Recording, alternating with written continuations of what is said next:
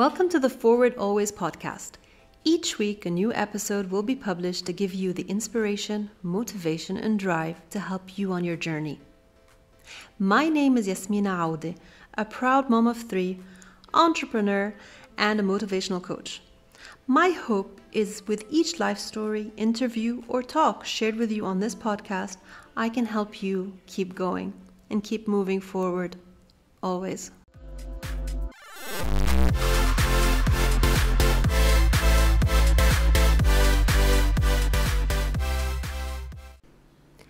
Why are we always trying to be perfect? Why do we always have to keep killing ourselves and trying so hard to reach somewhere that cannot be reached?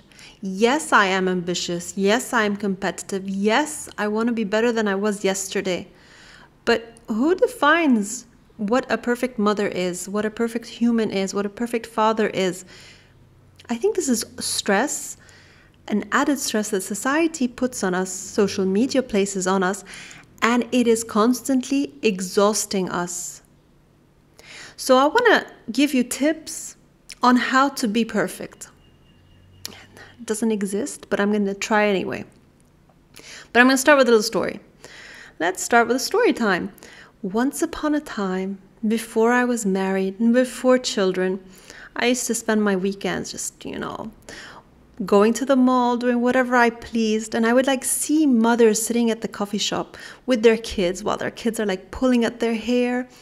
And they're actually trying to have a conversation. Me, the perfectionist that I was, would look at them and laugh, ha ha ha. When I have kids, they would be so polite and obedient. They would be just the prodigal children that you just see in the movies. Oh, and my figure, I would definitely not be gaining any weight, and I would keep my heels, my hair would always be done, perfect nails. Yeah. Flash forward a few years later, I have a beautiful baby boy whose terrible twos, I think, lasted a couple of years, maybe 4 or 5 years, and then his sisters. And coffee with friends ended up with an impromptu game of Catch Me While You Can. While we ran all around the mall laughing and screaming. And then you just sit down and you're like, oh, depression hits you. What is this? Am I a good mother? Wait, am I still beautiful? It took that Victoria's Secret model to go back to her perfect shape in less than 2 months.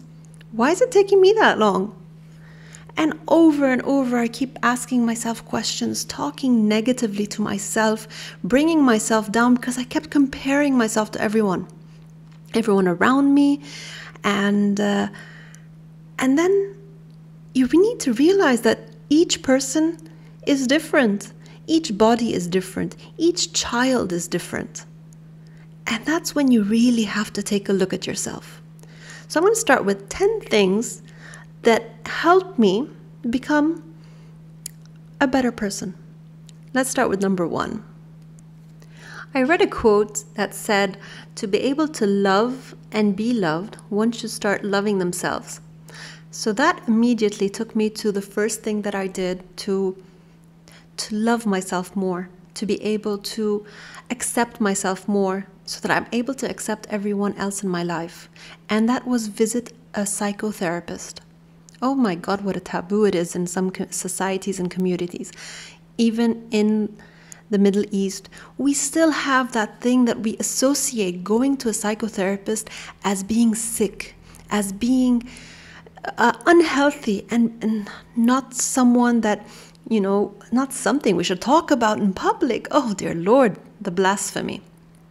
But honestly, to love myself and to love myself physically, emotionally, I can't do that if I have so much baggage, if I have so many demons or skeletons in my closet that I cannot face yet, and I need help.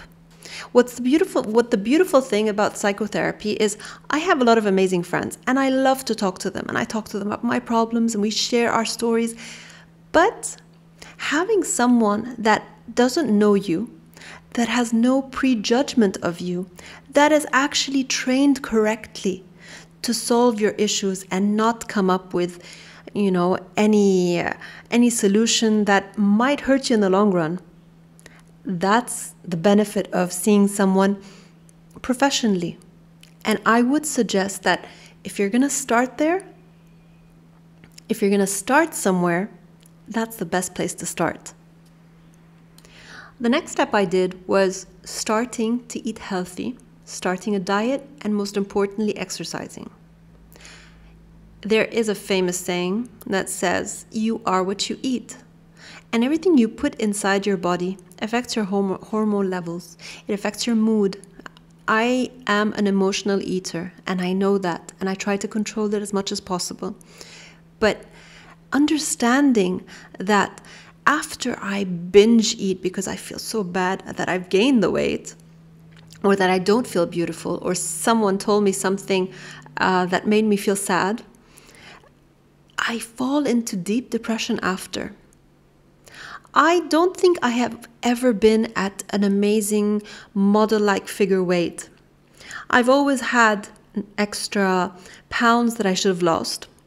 But what kept me going was exercising and feeling good about myself and getting those hormones, those happy hormones filling in my head. Yes, I understand as a mom, you never have time. But when you choose, and we're going back to choice, when you choose to eat better, to find the time, even if it's only 10 minutes, 10 minutes a day, I think we can all squeeze in a quick walk 10 minutes a day. It's raining outside, do a couple of lunges and squats. After it, I promise you, you will feel better. But again, it's a choice that you have to make yourself. I can sit here and tell you, yes, you can find those 10 minutes, and yes, you can find those 5 minutes, and yes, you can have the time to prepare something healthy. And I'm not saying that you cannot indulge from time to time. I do believe, and I do have cravings, and I love making cakes. If you're following me on social media, you know my love of cakes.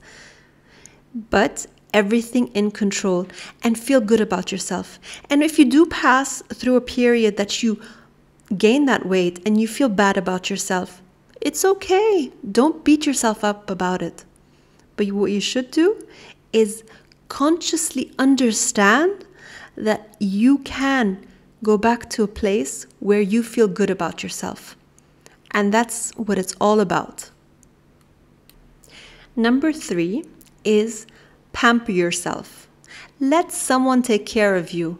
As a mom, as a caregiver, as a sister, as a daughter, I always feel I'm taking care of everyone else around me. I make it a point to go and get my pampering done, self-care time. We often laugh it out, but can we remember that we are the queens of our lives? We are the queens of the house.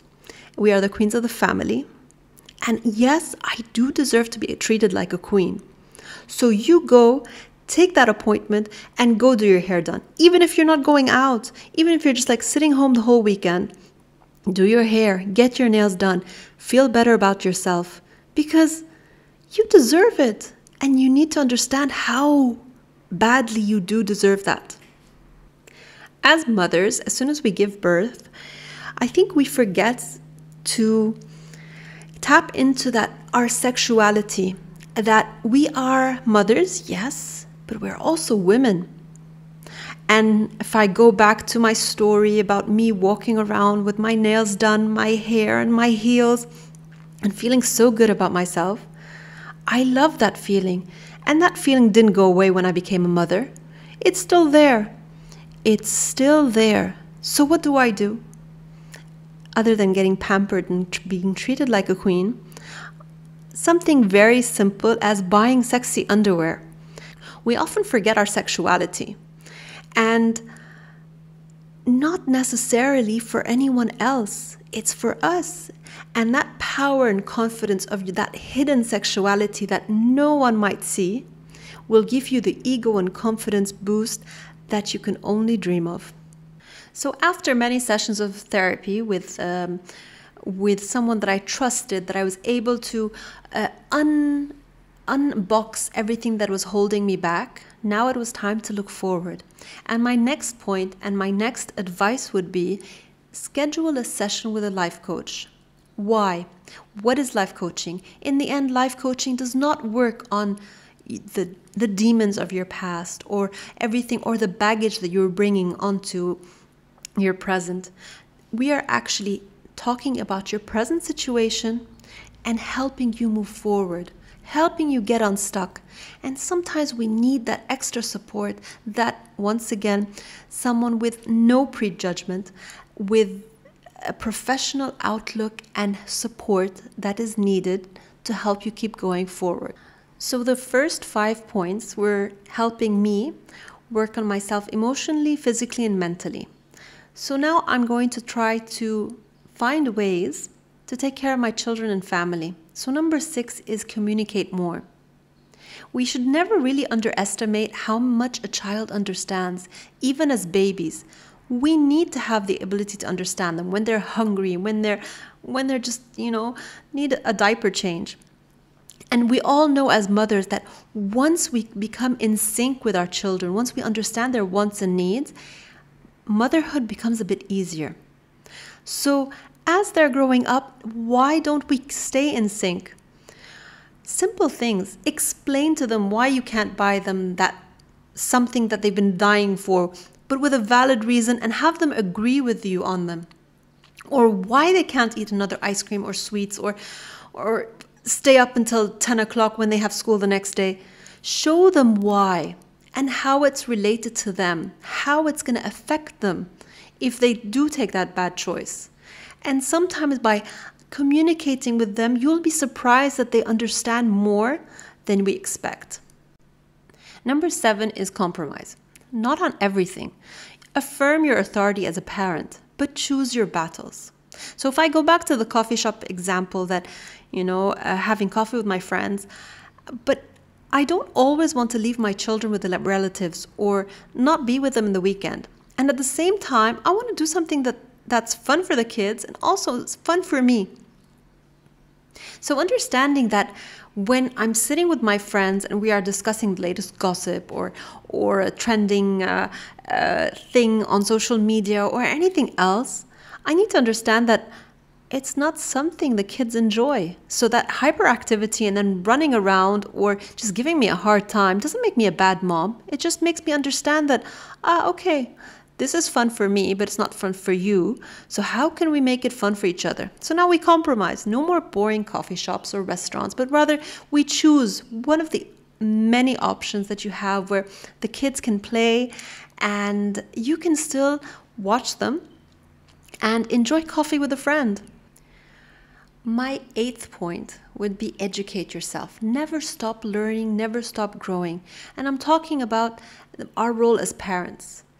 Each phase in our child's life is going to bring different circumstances and different actions and reactions from them that will completely surprise you. And we cannot compare each child to another because each child will be on his own rhythm and his own pace.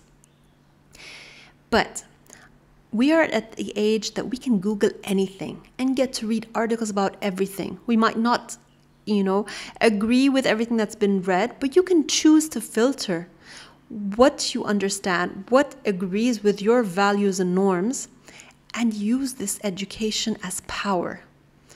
Power to help your child through the toughest times. And when we're saying that education is power, it's going to bring me to the next point is, no, you still don't know everything. So don't be afraid to ask for help.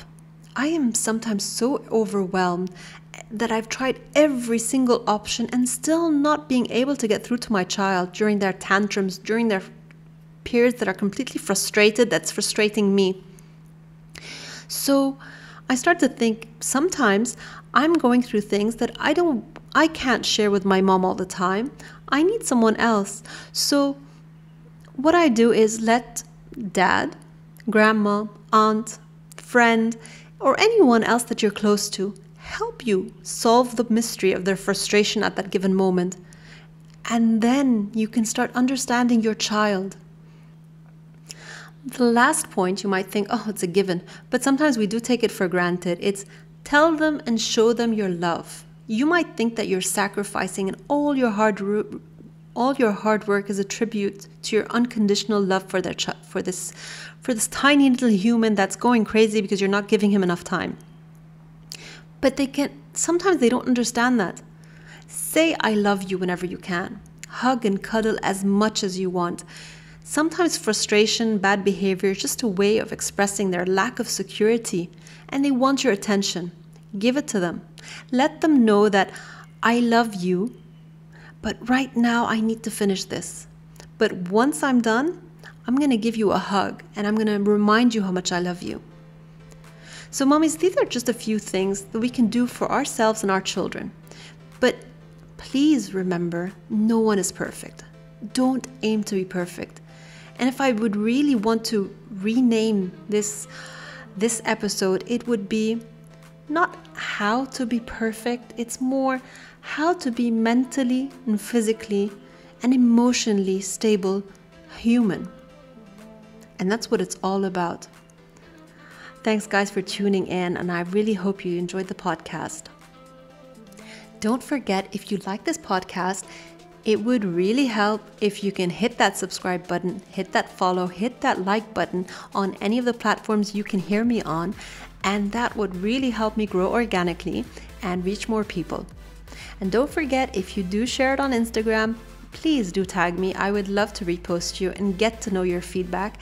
And I just want to send you all my love, and please don't aim for perfection.